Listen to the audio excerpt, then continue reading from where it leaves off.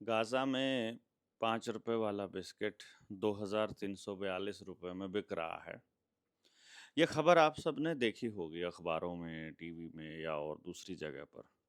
और आपको लगा होगा कि ये हालात हमारे देश में नहीं होने वाले। 2019 में ऐसे ही हालात आपने वेनेजुएला के बारे में सुने हों। अगर वेनेजुएला इकोनॉमिक क्राइसिस के बारे में आपको पता चले कि 10 लाख रुपए 13 लाख रुपए का नोट छापने वाला वेनेजुएला पहला देश बना था दुनिया का। और वहाँ ये हालात थे कि 10 लाख रुपए में आधा किलो चावल मिलता था। 2017 में जब से वर्ल्ड इकोनॉमिक फोरम ने यूनाइटेड नेशंस का एजेंडा 2330 मतलब उसका एजेंडा 21 टेक ओवर किया है और एजेंडा 2030 के नाम पर इसको आगे बढ़ा रहे हैं, तब से हम ये बात आपको बता रहे थे कि देश की इकोनॉमी को डुबोया जाएगा।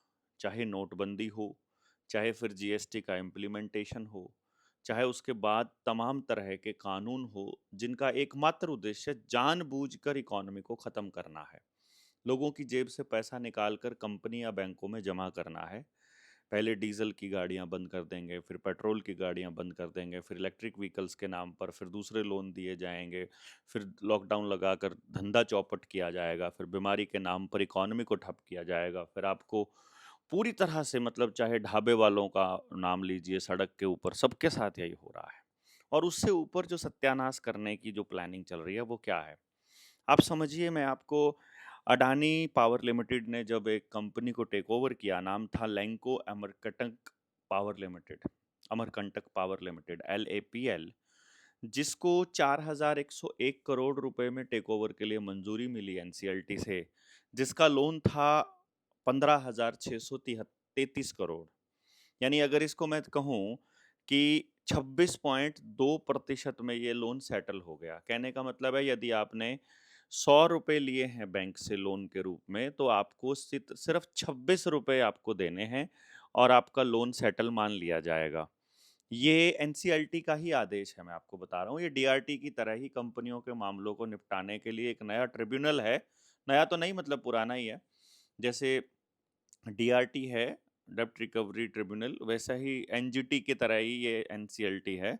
जितने भी ट्रिब्यूनल हैं ये सारे के सारे कानून को बाईपास करने के लिए ही बनाए गए हैं। ये सब तो आप लोगों को पता ही होगा, क्योंकि इनके जो चेयरपर्सन है, इनका जो उनके जो जज बैठे हैं, उन जजों को ये तो दे दिया गया है अधिकार कि वो जब जो भी आदेश पारित करें वो उसकी पावर जो है वो जुडिशरी वाली पावर के बराबर होगी। लेकिन साथ ही साथ ये इस बात का भी पूरा ध्यान रखा गया है कि इनको आदेश पारित करते समय कानून को ध्यान में रखने की ज़रूरत नहीं है।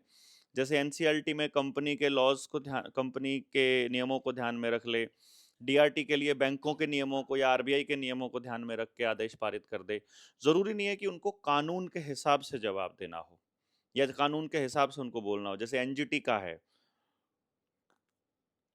आप यदि कोई फैक्ट्री लगाने के लिए 2 पेड़ काटते हैं तो एनजीटी आपके ऊपर मुकदमा दर्ज कर देगा, आपको जेल भेज देगा, आपकी कंपनी के को भी बंद करवा देगा, सील कर देगा और कभी भी परमिशन नहीं मिलेगी, ऐसा इंतज़ाम कर देंगे। लेकिन साथ के साथ 1 लाख एकड़ ज़मीन पर पेड़ काटते समय उसको पर्यावरण का बिल्कुल ख़्याल नहीं रहता है। हैदराबाद में जो जंगल काटे गए, जो अभी आदिवासियों को खाली करवा करके उनको मारा जा रहा है, उस वक़्त वो कुछ नहीं बोलेगा। ये इतना सेलेक्टिव डिसीज़न्स होता है, जैसे कि इन्होंने प्लान करके इस पूरे के पूरे खेल को अमली जामा पहनाने के लिए ही इन सब ट्रिब्यूनल्स का निर्माण किया है या इनको बनाया है या इनको अस्तित्व में लेकर आए हैं, और देश की जनता को कुछ पता नहीं है, इसलिए वो कुछ बोल नहीं सकते हैं। इसी तरह से एक और कंपनी है जिसको ये भी मैंने आपको बताया कि 100 रुपये अगर आपने लोन लिया है तो अडानी को मात्र 26 रुपये 20 पैसे पे करना है और आपका लोन सेटल हो जाएगा और आपको आगे और लोन भी मिल जाएगा। एमटेक ऑटो लिमिटेड के नाम से एक कंपनी है जिसका लोन था टोटल 12,641 करोड़ रुपया। आपके लिए ये करोड़ों ऐसा लगता होगा ना कि बड़ा नॉर्मल सा डिजिट है, पर अगर देखेंगे तो इतने रुपए हमने कभी जिंदगी में अपने अपने पूरे गांव ने भी नहीं देखे होंगे। 12,641 करोड़ रुपया। वो लोन जो है वो चुकता नहीं कर पाई कंपनी, तो उसको 2615 करोड़ रुपए में वो लोन सेटल हो गया और उसके बाद उसको मतलब आगे कंपनी को बिजनेस करने की परमिशन मिल गई। यदि इसको हम प्रतिशत में देखें तो यह 20.68% बनता है। यानी आपने 100 रुपए का लोन लिया था, तो मात्र आपको 20 रुपये 68 पैसे पे करना है। इसी तरह से आलोक इंडस्ट्रीज के बारे में तो आपने सुना ही होगा।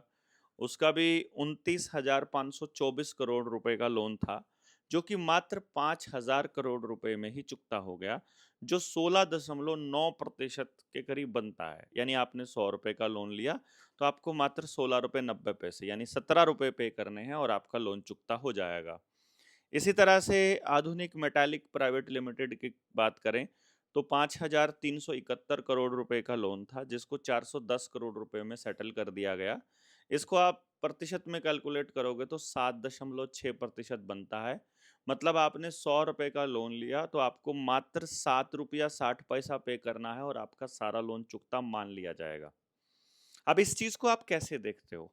मैं इसको ऐसे देखता हूँ कि जो आपका मकान है, उस पे आपने अगर लोन लिया है 20 लाख रुपए का और 6-7 साल हो गए हैं और आपने लोन भरते हुए मतलब एक भी किश्त नहीं तोड़ी है, तो अभी भी आपको लगभग उतना ही रुपया देना पड़ेगा, अभी भी फिलहाल भी। और यदि इस 20 लाख की छोड़ दीजिए, अगर 2 करोड़ का भी मकान है और आपके सिर्फ 2 लाख रुपया पेंडिंग बचा है, तो भी आपके मकान को सील करने के ऑर्डर आ जाएंगे। तब वो आप यानी आप 99.9% पैसा भी यदि आप भर चुके हो, तो भी आपके मकान के सील करने के ऑर्डर आ जाएंगे। और यहाँ कंपनियों के सील करने के ऑर्डर नहीं आते, बल्कि उनका लोन सेटल हो जाता है 15% में। और 15% तो बहुत बड़ी बात है। अभी एनसीएलटी का ही एक आदेश आया था, जिसमें अडानी का एक लोन सेटल किया था मात्र 1% में। यानी 100 रुपए का लोन लिया और 1 रुपए में वो चुकता हो गया, 99 रुपए उसके माफ हो गए थे। वो 5,000 कुछ 4,000 कुछ रुपए पर मतलब करोड़ का लोन था। अब आप इससे अंदाजा लगा लीजिए कि आपके साथ में आपके लिए कानून अलग है और कंपनीज के लिए कानून अलग है। ये जो कॉरपोरेशंस के लिए ही ये सरकारें काम कर रही हैं, आपके लिए कोई भी सरकार काम नहीं कर रही। बाकी आपको लगता हो तो वो बात अलग है। अभी अभी मैंने एक वीडियो देखी थी अपने भजन सिंह मनक माजरा की, कि उनका अभी ढाबा है और बाकी के ढाबों के ऊपर जो बैनर्स लगे थे उनको हटाने के लिए वो आए हुए थे। जिस वक्त जून 2021 में ये कानून पास किया था इन लोगों ने, उस वक्त मुझे याद है कि हमने विरोध किया था। हम किसान आंदोलन में बैठे थे, तो हम विरोध कर रहे थे कि आप सब लोगों को इनके लिए बोलना चाहिए, ढाबे के लिए। यदि ढाबे वालों के लिए नहीं बोलेंगे तो फिर छोटे दुकानदार भी खत्म हो जाएंगे। तो वहाँ पंचर लगाने वाली जितनी दुकानें थी, जो पान के मतलब खोखे थे, चाय के खोखे थे और जो दूसरे तमाम छोटी जो दुकानें थी, वो सारी बंद होने की कगार पर आ गई, क्योंकि हाईवेज के दोनों तरफ इस तरह की बाड़ लगा दी गई कि तुम लोग यहाँ कुछ नहीं कर सकते हो। और पूरा धंधा चौपट हो गया। तो छोटे ट्रांसपोर्टर भी बर्बाद होने की कगार पर हैं, छोटे दुकानदार भी बर्बाद होने की कगार पर हैं। जिस तरह के लोन का जो प्रोपेगेंडा फ्लिपकार्ट जैसी कंपनियों को, अमेजन जैसी कंपनियों को सहायता देने के लिए पूरा गेम खेला जा रहा है। इसी तरह की तमाम तरह की चीज़ों पे आप सब लोग चुप हैं और आपको मतलब बोलने का पता नहीं, तो इंतज़ार कर रहे हो आप किसी और के बोलने का, तब आप बोलोगे। या फिर कोई मसीहा आएगा, या फिर आप विपक्ष की इंतज़ार कर रहे हो या किसी पॉलिटिकल पार्टी की, तो मैं बता दूं कोई भी नहीं बोलेगा। और जो बाकी के समाज सेवी लोग हैं, उनको भी मीडिया में बोलने से डर लगता है, क्योंकि उनको लगता है कि मीडिया खिलाफ हो जाएगी, वो तो उद्योगपतियों की है और मीडिया खिलाफ हो गई तो फिर हमारी बदनामी हो जाएगी। तो उस बदनामी से डरने के लिए ये सब करते ही रहते हैं। तो इस तरह की चीज़ें ये लगातार हो रही हैं, जो ये बहुत ही खतरनाक हैं। और मेरा ऐसा मानना है कि अब आप लोगों को इसके लिए थोड़ा-सा जागरूक हो जाना चाहिए और हम सबको एक-दूसरे के लिए बोलना शुरू कर देना चाहिए। यदि अभी भी हमने बोलना चालू नहीं किया, तो फिर कहीं देर ना हो जाए। आपके बच्चों के स्कूलों की ज़मीनों को ऑलरेडी ये हथिया चुके हैं, गाँव की सामूहिक ज़मीन हथिया चुके हैं। आपकी जो व्यक्तिगत ज़मीन है वो बैंकों में लोन पर पड़ी ही हुई है। और जो एग्रीकल्चर फाइनेंस है वो सारा अडानी को सौंपा जा चुका है। तो एक तरह से जिस दिन आपकी ज़मीन नीलाम होगी, उस दिन अडानी ही आपकी ज़मीनों का मालिक होगा। इसको कैसे लेते हैं? आपको क्या लगता है कि कब बोलना शुरू करोगे? एक बार कमेंट बॉक्स में ज़रूर बताइएगा। हम बहुत जल्दी आप सबसे संपर्क करेंगे इस विषय पर ढेर सारी बातों के साथ। तब तक के लिए बहुत-बहुत धन्यवाद। शुक्रिया। जय हिंद, जय भारत।